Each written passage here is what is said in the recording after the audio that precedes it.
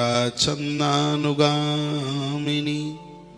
बुरा ना मानिएगा, जन घर की स्त्रियां स्वच्छंद से नहीं घूमा करती। जो ना का थैला तब उठाओ तब ही चले परी है।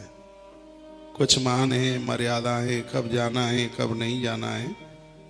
जिस घर की स्त्रियां अपनी स्वेच्छा से नहीं घूमती हैं, उस घर में स्वर्ग स्वयं धरती पर उतर के आ जाता है।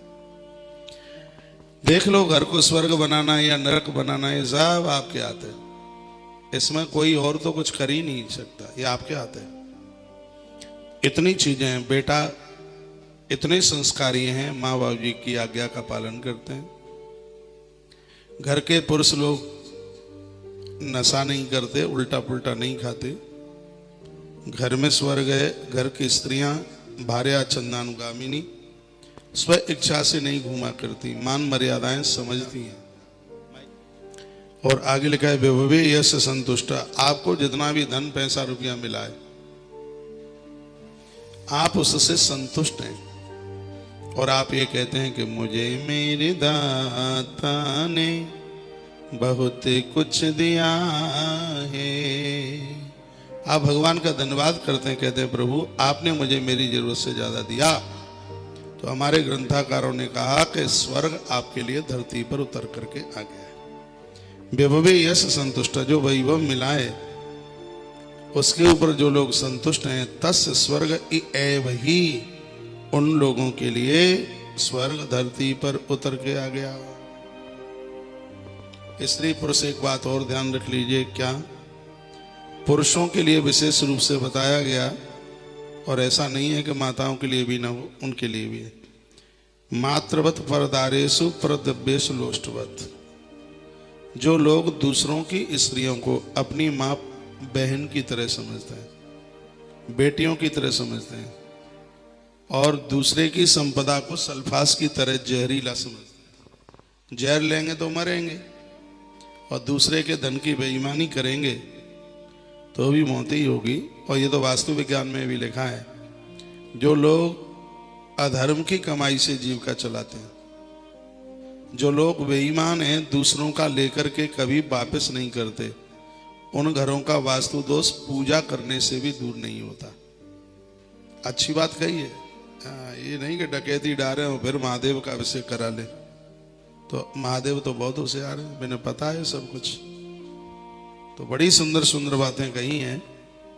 यह कहा गया है कि भैया परद्रव्य से बचिए, पर नारी से बचिए। सांप बिच्छू का डसा हुआ व्यक्ति बच सकता है, जिस व्यक्ति को पराई नारी ने डसा है, इस धरती से लेके ऊपर तक उसे कोई बचा नहीं सकता।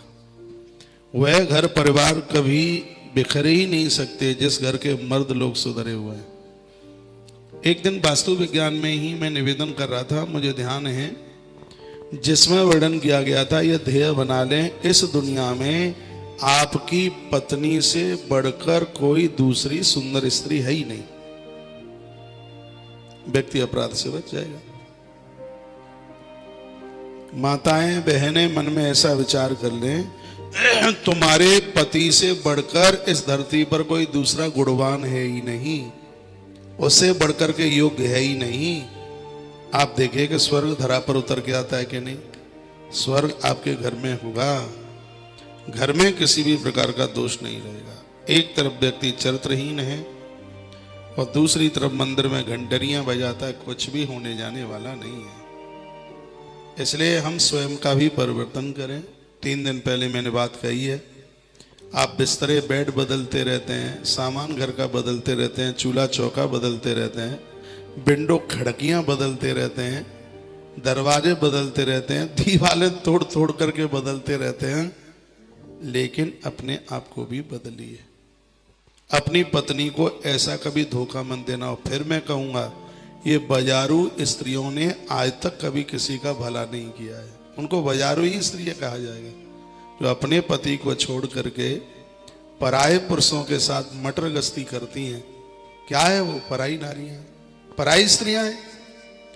तुम्हारा साथ वही देगी जो अग्नि देव के सामने 7 भावर पढ़ करके आई है।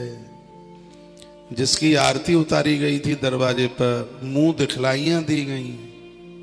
हाँ जी, जिसके सिर के ऊपर पल्लू था वो देवी है। इनको धोखा मत दीजिए, नहीं तो फिर यमराज के पटों की कथा को अभी महीना भी नहीं हुआ है।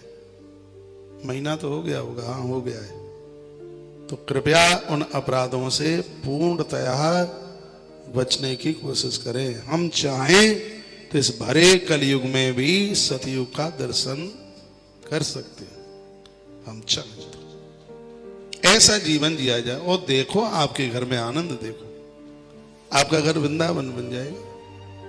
देवता आपके घर से अलग होने का नाम नहीं लेंगे।